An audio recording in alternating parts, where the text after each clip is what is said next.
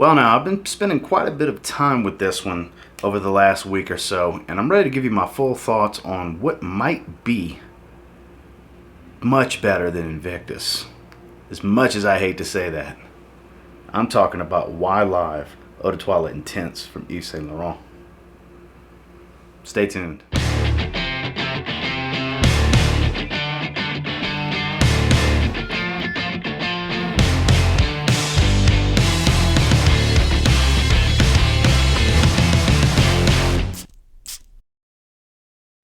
Starting off with the box, nothing special, standard Y line fare, YSL in the background, Y Live on the front, Yves Saint Laurent Eau de Toilette Intense. This is a 60 ml bottle.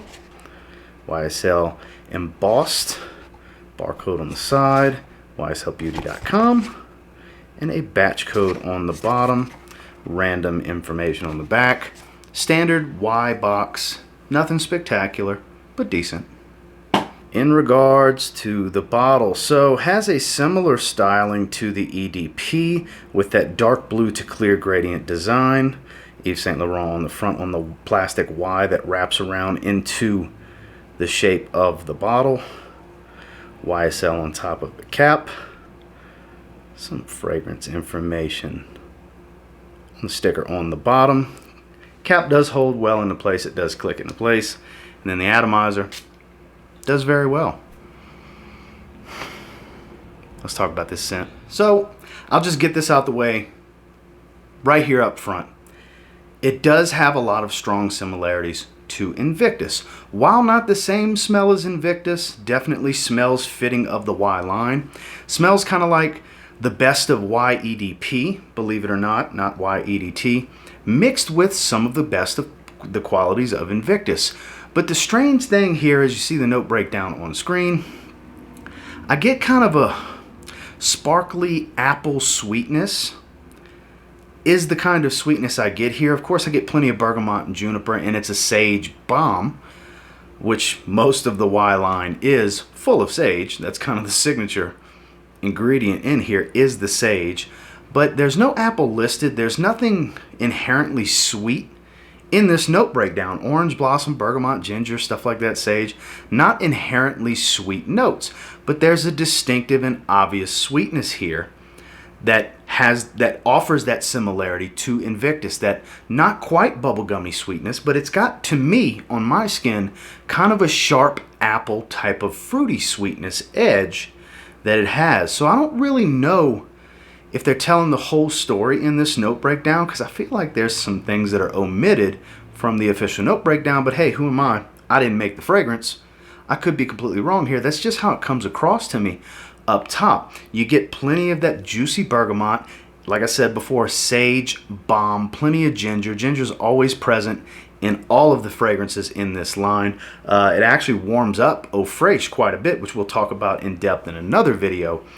But this really surprised me. In the top, it's got the Invictus similarities mixed with some YEDP, which is pretty much saying the same thing as YEDT. And the sweetness isn't sickeningly sweet. It's not as cloying as the EDP can be, which I did really like about it. That's why I got the Eau de Toilette instead of the Eau de Parfum when it came time to get a full bottle. And then when I got this, it really took me back the first time I smelled it. Even on first impressions, dare I say it's better than Invictus. And those of you that have been watching me a while know I love Invictus. And it has a strong similarity while not being a ripoff of Invictus in my opinion. I feel like they just wanted a sweeter version, essentially, of Y. And that's pretty much what they have here. Without being candy sweet, syrupy sweet, or sickeningly sweet, still a really strong sweetness, but no sweet notes. Very, very odd, but smells wonderful. My wife loves this one. This is her favorite in the line. She really liked the EDT until she smelled this one. She wasn't that big of a fan of the EDP. She told me it smells good. Eau fraiche smells good. When she smelled this one, wow, that smells great.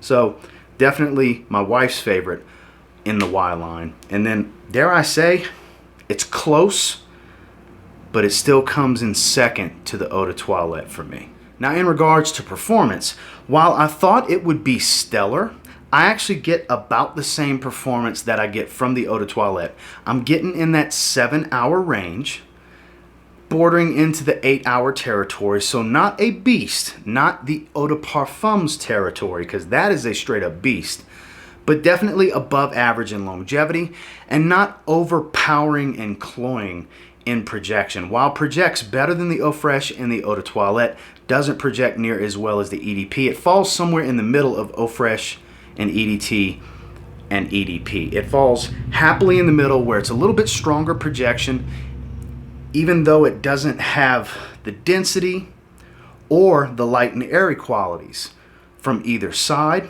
It falls somewhere in the middle in sweetness and in freshness. So this really is the happy medium, where if the EDT or the Eau Fraiche was just too light for you and the EDP was too much, this might be the one. This is a popular fragrance. While relatively redundant with the Eau de Parfum, it stands on its own because, like I said, it's a happy medium in scent profile between everything else in the line and in performance. 7 to 8 hours in longevity, slightly above average projection in the first hour, hour and a half, then more in that moderate range in the 2 to 3 hour realm, and then it starts to sit close to the skin. So pretty good sillage, really good trail, really coming off the skin in the first 2 hours or so, and then you have a very mild trail for several hours following until it becomes a skin scent in that 7 to 8 hour range. Final thoughts on Y Live. Must buy. Look, if you don't like Invictus or you don't like Y, then you're not going to like this. But if you like those style fragrances, must buy. Better than Invictus, and this may upset some when I say this, better than Y EDP. Blasphemy for some of you, I understand, but it's just my opinion and my taste. I do value the EDP. I'm still planning on getting a full bottle of it. I have gone through a 10 ml decant of it. I've done a full review on it. I've featured in a few videos. I do prefer the EDT as my favorite in the line, but this is a very close second, with the EDP coming in third and the Eau Fraiche coming in fourth. But there's not a bad fragrance in the line. This is a fantastic line that I was late to the party on, that many people told me I had to get this specific version of Y for the longest time now. A lot of people told me I would love it, and for all of you that reached out to me and said that, you were absolutely right, because Y Live Eau de Toilette Intense is stunning. On the synthetic side, sure, it's as designer smell as it gets, but a great compliment machine, delightful, enjoyable wearing designer fragrance. One of my favorites immediately and already in the short time I've had it in my collection. This is stunning, and I say definitely sample first, but I think Y Live Eau de Toilette Intense is a must buy. Well, that's my thoughts and feelings on Y Live, and until next time, do me a real quick favor, go ahead and like, comment, subscribe, because I do appreciate all the feedback. I love hearing from you guys. How many of you already have this or had it in the past? How many of you didn't really care for it? Just because I'm loving it doesn't necessarily mean you will. That's why I say always sample if you can. Try first. Just because I like it or another YouTuber that you likes it doesn't mean you will. Always see how the test drive is going to go on your skin, because that's always going to be the determining factor. Because at the end of the day, if you don't like how it smells, who cares what anybody else thinks? Your opinion should be the only one that matters when it comes to picking a fragrance. I'm just here as a resource to help guide you, and if you value my opinion is this is stellar and a badass fragrance, for lack of a better term. And until next time, I will say, if you get your hands on Y Live and you give it a spray now, might end up thanking me later. Have a good one, guys.